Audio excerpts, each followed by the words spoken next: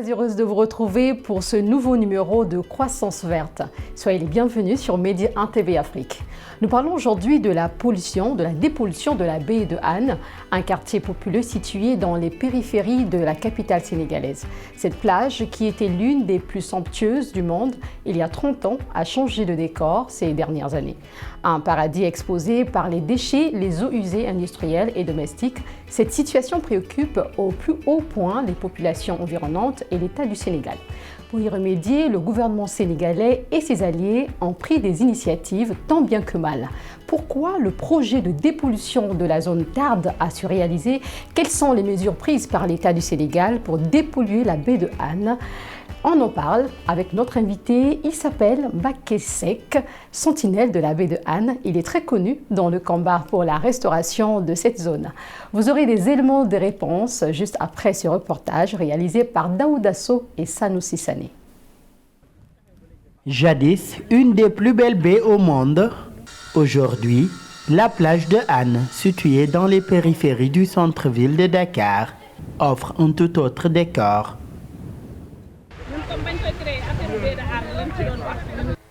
Des déchets industriels et ménagers, ainsi que du plastique et d'autres ordures, ont fini d'y élire domicile et d'y imposer leurs lois.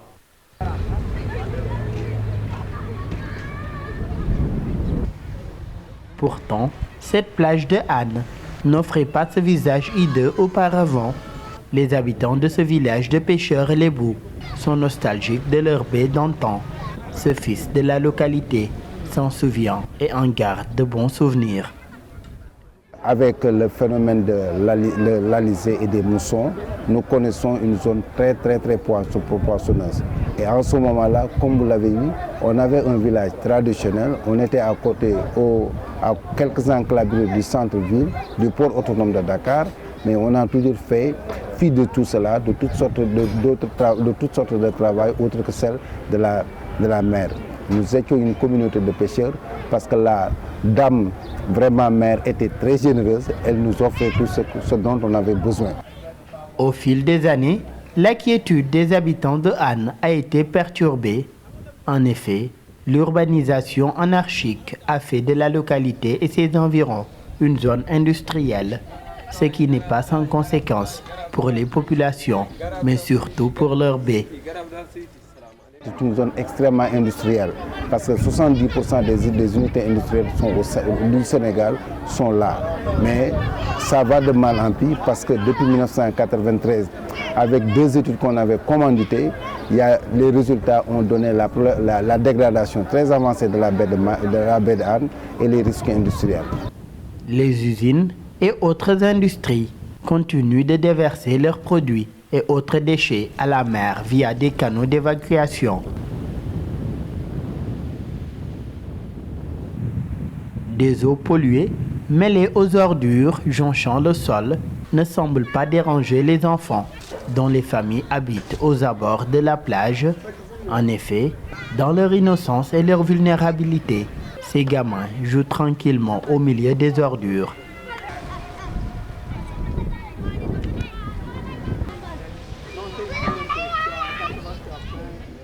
Ces jeunes ne sont même pas conscients des conséquences de leur acte, ce que confirment les parents pour qui cette pollution est source de maladies chez leurs enfants.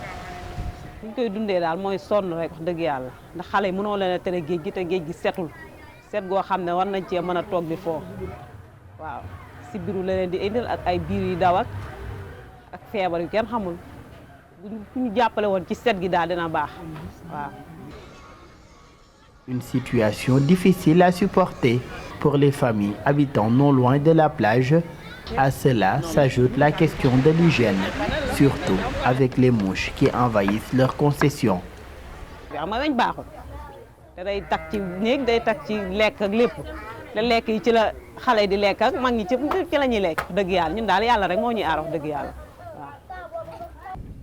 La pollution de la baie impacte aussi négativement sur l'économie de la localité.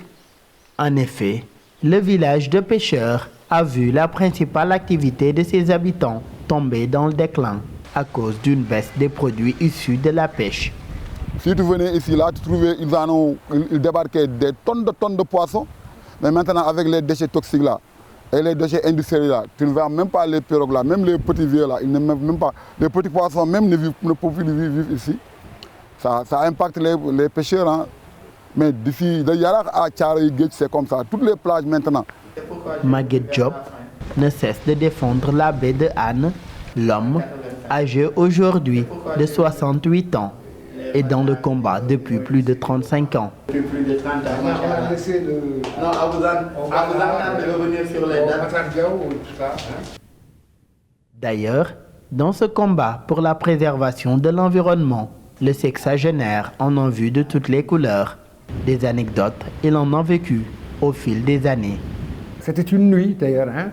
On s'était retrouvés sur la plage pour donc écrire un rapport sur la baie de Han. C'était un peu avant, en 88 à peu près, hein. C'était en 1988. Alors, au cours de cette nuit-là, une tempête a éclaté. Nous étions loin de nos maisons, donc c'est dans une carcasse de voiture que nous avons passé la nuit jusqu'à l'aube. La pollution de la baie a d'ailleurs poussé certains jeunes pêcheurs à aller à l'aventure vers d'autres cieux, à leur risque et péril. Et c'est la raison pour laquelle en 2006, hein, beaucoup de jeunes qui étaient des pêcheurs étaient obligés donc à bord des embarcations fragiles, comme les pirogues, avaient décidé donc de se rendre aux îles Canaries, en Espagne, je veux dire quoi, pour pouvoir trouver là-bas une existence meilleure. Des débuts de solutions, il y en a eu. C'est moi-même qui, en décembre 2001, proposé à l'État du Sénégal de nous laisser ici en prenant, par exemple, de Potou jusqu'à Magasin. Il y a 100 mètres de la rue, il y avait des maisons désaffectées. On est parti de là, on a ciblé des terrains. Le président Abdoulaye Wade en 2000 a sorti un décret de sauvegarde qui nous a permis d'avoir aujourd'hui le terrain Monassar qui a abrité presque une centaine de parcelles. Et le maire actuel a eu à faire beaucoup d'équipes, monsieur le maire Babacar Mbengue, que je salue au passage, qui s'est battu pour qu'on puisse vraiment avoir cela. Aujourd'hui, le financement est acquis, mais dans le cadre du projet de réhabilitation, je ne parle pas de la dépollution, mais de réhabilitation de la baie de Han, aujourd'hui nous avons un projet, vraiment le visage de Han, le quartier traditionnel a complètement changé parce qu'on a des maisons, on a des rues, on n'a plus de ruelles, on a des rues, on a deux dorsales. Une situation qui pousse l'environnementaliste et fils de Han à lancer un cri de cœur à l'endroit des différentes parties prenantes. Depuis 2009, le président Abdoulaye Wade, à l'époque, nous disait qu'il y avait un financement de 33 milliards. Il y a de cela moins de 2 mois. 2 mois, le projet est actuellement à 79 milliards. Donc l'argent est là. Si on mettait les 79 milliards, on aurait notre intercepteur, on aurait vraiment aussi le principe, on appliquerait le principe du principe pollueur-payeur sur les 15 km, on aura notre intercepteur, on aura notre centre d'opération, on aura notre émissaire à partir de Mbao qui fera 3 km. Mais à chaque fois, nous sommes confrontés à des problèmes de marché. Aujourd'hui, qu'est-ce qu'on nous dit? La RMP a cassé le marché, etc., etc. On est dans ce jeu de yo-yo. Avec cette dégradation avancée, où ma population souffre de maladies, où ma population souffre de manque de ressources, où ma population a des problèmes sociaux, a des problèmes environnementaux les plus aigus, moi, Matar Diaw, je demanderai tout simplement l'indulgence de l'État du Sénégal, parce qu'aujourd'hui, son Excellence, le président de la République, quand il a fait du terre et du BRT, des projets d'utilité publique, il les a logés au niveau de la présidence de la République. Qu'est-ce qui l'empêcherait avec ce projet de la baie de Han? Si toutefois on parvient à dépouiller cette baie, on sauvera presque plus de 500 000 âmes. Donc c'est un projet d'intérêt national. À la mairie de la commune, la situation préoccupe aussi les autorités municipales depuis des années. Le chef de la division environnement, pour sa part, se désole des blocages notés jusque-là dans le dossier. La situation d'aujourd'hui, si ça ne s'est pas empiré plutôt, pire, vu que jusque-là, rien n'a été fait par rapport à cette pollution. Donc, en ce moment, je crois qu'on s'attend à un démarrage imminent, peut-être du projet de dépollution de la baie. Mais la situation est encore pire, pour tout vous dire. De leur côté, les autorités locales continuent le travail de terrain auprès des populations qui s'organisent en association pour veiller à la préservation de leurs plages. Les jeunes que vous rencontrez là, que vous voyez ici, ils sont actifs. Un week-end sur deux, ils sont sur ces combats. Obligés, parce que tout le monde a pris conscience. Les aînés ont débuté ce combat, mais ces derniers, ils ont pris conscience. Et maintenant, ils se battent. Ils organisent, ils accompagnent, ils sensibilisent. C'est devenu une réalité au niveau de ce village. Et les gens ont besoin de leur plage aussi. Cette baie-là, on en a besoin. Les populations ont besoin de cette baie pour respirer. Il y a assez d'espace. C'est bénéfique pour tout le monde. Et il est temps, quand même, on est au XXe siècle. On ne peut pas mettre comme les infrastructures qu'on a déjà installées, les voies d'accès, hein, tout à l'égout, une bonne électrification. C'est devenu une belle cité. Reste maintenant, le combat reste. Nous, tous les 2 week-ends ou 3, il y a une opération. Zéro déchet, on est à la baie. Regarde, comme vous voyez là, vous avez vu qu'il y a des activités qui se font tout le temps. Les femmes ne sont pas en reste dans ce combat environnemental pour sauver leur littoral. Elles se sont réunies en groupement depuis des années. Adja Maguette est présidente de 2 associations évoluant dans le domaine. La dame et ses consoeurs travaillent à la recherche de solutions durables pour leur commune. Il y a quelques années, un programme de l'État sénégalais intitulé Sen Environnement avait permis de les mobiliser pour rendre propre la baie. Bu ñu déployé ba pare nag ñu am projet bu mel ni bi fi jaaroon mu nekk tudd Sen Environnement nga xam moom ci déchets solides rek lay taxaw nga xam ne ku xamoon baie bi nu meloon ay jamono mais depuis fin 2005 ba jàpp 2008 amoon na amélioration bu mag a mag ba baie bi jotaatoon boppam lu jëm ci wàllum set gi ñëwaat lu jëm ci espèces yi nga xamante ni demoon nañ ba perte ko ñu amaat ko ay jonkoob ngay dox fii ngay gis jonkoob yi daw di jóge ci géej gi di ñëw te loolu pertoon nañ ko ay jamono mais ci jamonoy 2008 jàpp ba 2000 fin 2005 loolu ñu ngi ko doon commencé di ko dundaat. Mais aujourd'hui, plus rien.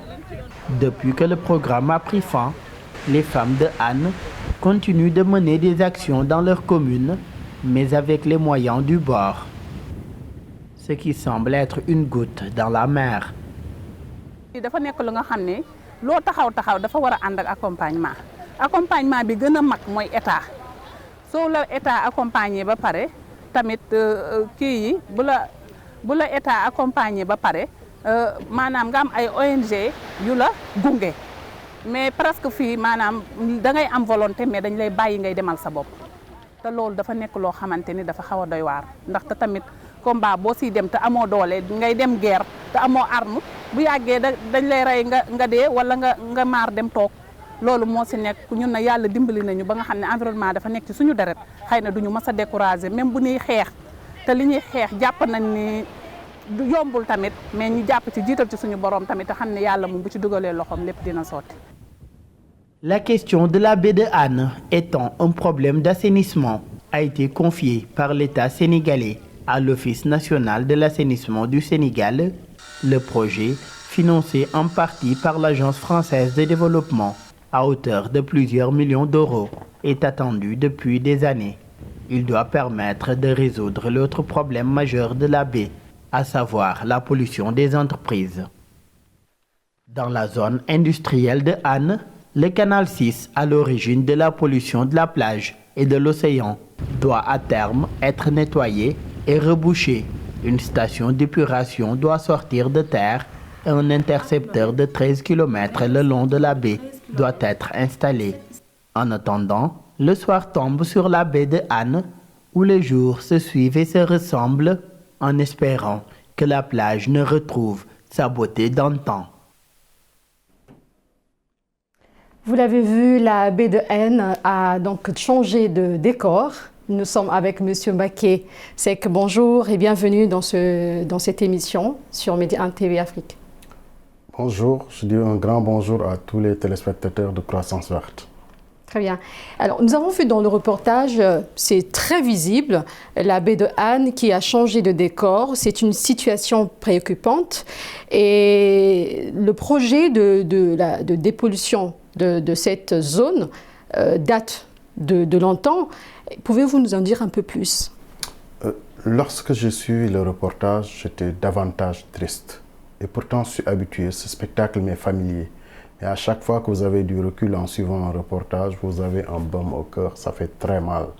Parce que c'est une violence sur soi-même de voir des eaux aussi calmes, du sable blanc, où il n'y a aucun risque de noyade et de ne pas pouvoir se baigner, c'est un drame. Voir tous ces enfants qui jouent le long de la plage et qui n'hésitent pas à plonger dans la mer, sans pour autant connaître la qualité des eaux qui est complètement détériorée, c'est un drame. Toutes ces personnes qui sont sujettes aujourd'hui à 3 types de contamination qui sont fréquentes dans le quartier. Les maladies diarrhéiques sont courantes, les maladies respiratoires sont fréquentes. Il est très facile d'avoir de la dermatose dans ce quartier. Et nous ne parlons pas des conséquences économiques sur la pêche, sur l'industrialisation locale. On va y revenir sur les conséquences justement de cette pollution. Pourquoi alors le projet de dépollution perdure jusqu'à présent? Cette zone est polluée. Pourquoi ce projet tarde à se réaliser? Le projet tarde à se réaliser d'une manière que nous, populations, nous ne comprenons pas. Parce qu'il y a la volonté politique de l'État, manifesté à plusieurs reprises au plus haut niveau, parce que le chef de l'État lui-même va au créneau et se prononce sur la baie de Han. Nous avons l'accompagnement des partenaires financiers du Sénégal, que sont l'AFD et l'Union européenne, et les Pays-Bas. Nous avons la demande sociale des populations qui ne veut plus vivre cet état de pollution extrêmement avancé, parce que nous avons assez de vivre avec la pollution. Nous avons assez de tomber malade facilement. Nous avons assez d'être de plus en plus pauvres à cause d'une mer où il n'y a plus de poissons. Nous en avons assez de perdre nos emplois dans les industries de transformation des produits halieutiques. Ce que nous voulons simplement, notre demande forte, c'est que le projet de dépollution démarre dans les meilleures conditions, quels que soient les écueils. Vous avez parlé tout à l'heure des bailleurs de fonds internationaux qui ont financé ce projet. Alors le problème ne se trouve plus au niveau de finances, puisque ça a été déjà financé. Où se situe le vrai problème? Mais il faut se rappeler que la première convention de financement pour la dépollution de la baie de Han date de mars 2010. La dernière convention de financement date du mois de novembre, où on a signé entre la France et le Sénégal un avenant de 39 milliards encore, qui double le coût global de la baie de Han, qui passe de 33 milliards à 79 milliards, figurez-vous. Cet argent est en place. Les études sont terminées. L'ONAS qui a la charge technique de ce dossier, chaque fois que le marché est attribué, des sociétés qui concourent font des recours tels que la loi les autorise. Mais nous pensons que l'autorité doit prendre une mesure d'urgence parce que nous ne pouvons pas continuer à vivre avec les problèmes de santé publique. Ça devient une urgence sociale pour éloigner les habitants de la baie de Han de tous ces maux qui gangrènent notre quotidien. Et nous aurons appris également que ces bailleurs risquent de se retirer si rien n'est fait. Ça sera vraiment du gâchis. Mais toute une décennie où 33 milliards sont parqués quelque part qui attendent le démarrage d'un projet, c'est à la limite extraordinaire. Et nous avons déjà connu le départ d'un bailleur de fonds. Nous avions à l'époque la Banque européenne d'investissement qui, pour un coût de 12 milliards de francs CFA, projetait de financer le lot 1 qui consiste à creuser un émissaire de 13 km entre le port et le lieu où devrait se construire la station d'épuration, en Mbao. La Banque européenne d'investissement, à cause de ces problèmes de marché, avait retiré le prêt octroyé au gouvernement sénégalais. Aujourd'hui, pour suppléer à l'absence, au retrait de la Banque européenne d'investissement, le Royaume des Pays-Bas est venu faire un don. D'accord. On va quand même parler des industries qui sont, on va dire, plus ou moins responsables de cette pollution. Quel serait donc l'avenir de ces industries qui sont en train de polluer cette zone?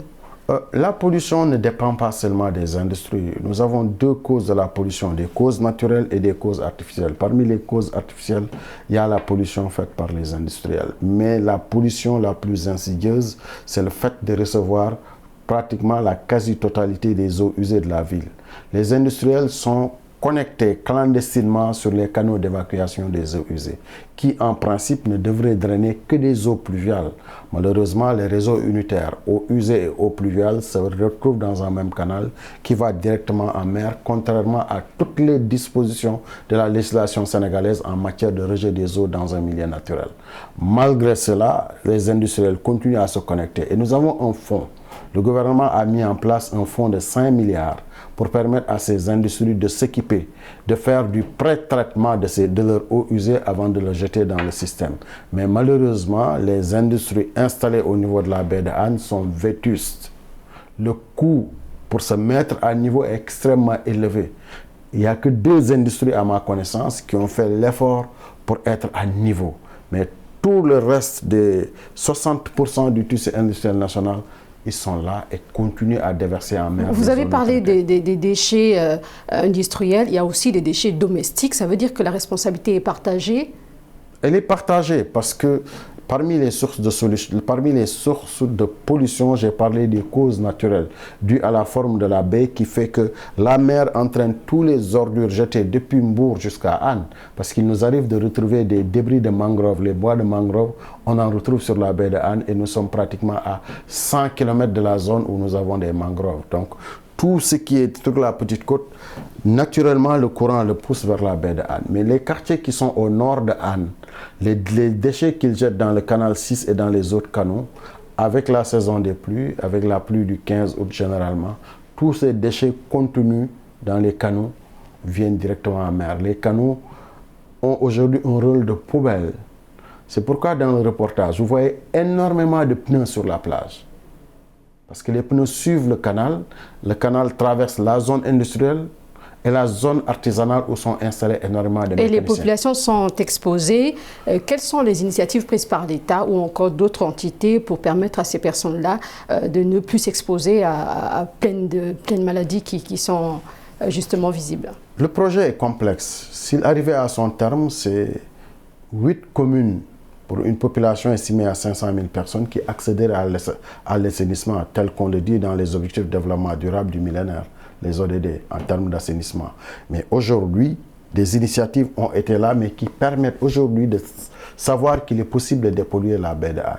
Dans le reportage, quelqu'un a parlé de l'expérience que nous avons eue entre 2005 et 2008.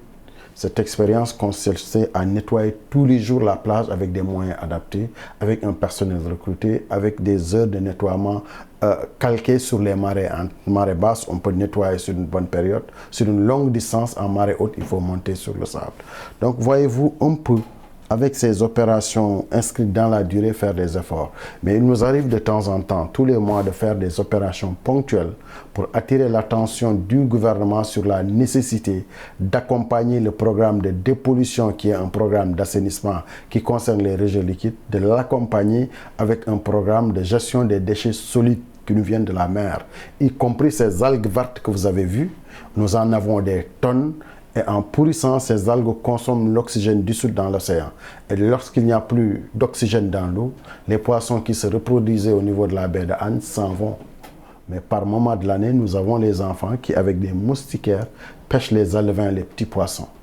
Il y a une image que nous avons perdue, qui était une image de notre enfance. C'était des dizaines de chalutiers qui viennent pêcher la sardinelle dans les eaux de la baie de Hann.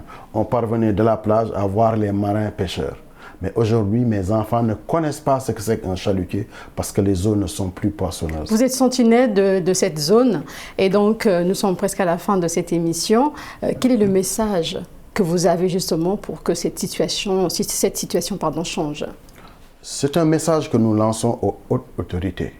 Nous, population riveraine de la baie de Hann, nous sommes aujourd'hui impatients pour le démarrage du projet parce que nous en avons assez de vivre avec une pollution qui nous rend malades, avec une pollution qui nous rend pauvres parce que les usines ne fonctionnent pas, une pollution qui nous pousse à prendre les embarcations et aller vers l'Espagne parce que l'effort de pêche est devenu important à cause de la pollution. Les jeunes de Hann, de Mbao et de Thiaroye pour pêcher vont jusqu'en Guinée et en Sierra Leone. Ils font 6 jours en mer. Les mêmes jeunes, s'ils font 6 jours en mer, ils vont en Espagne. C'est Hann qu'on appelait le port de Barcelone. Donc l'effet de la pollution sur notre quotidien est énorme. Nous souhaitons le démarrage du projet de dépollution de la baie de Hann vivement. Bien que 79 milliards ont été mobilisés pour ce projet, nous espérons que ce projet va aboutir. C'est donc la fin de cette émission. Nous avons reçu sur ce plateau M. Mbacké Seck. Je rappelle que vous êtes sentinelle de la baie de Hann. Merci à vous d'avoir suivi cette émission et à très bientôt sur Média 1 TV Afrique.